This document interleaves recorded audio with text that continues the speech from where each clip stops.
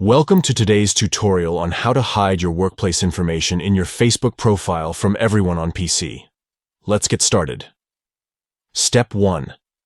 Open Facebook. Step 2. Locate your profile photo at the top right corner of the screen and click on it. This will open your profile page. Step 3.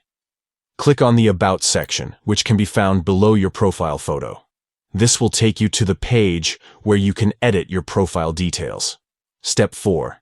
Inside the Work and Education tab, look for the icon next to the three dots icon next to the Workplace section.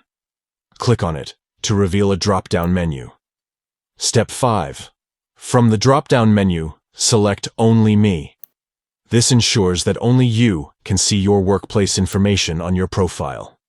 Step 6. Once you've selected Only Me, click Done to save the changes.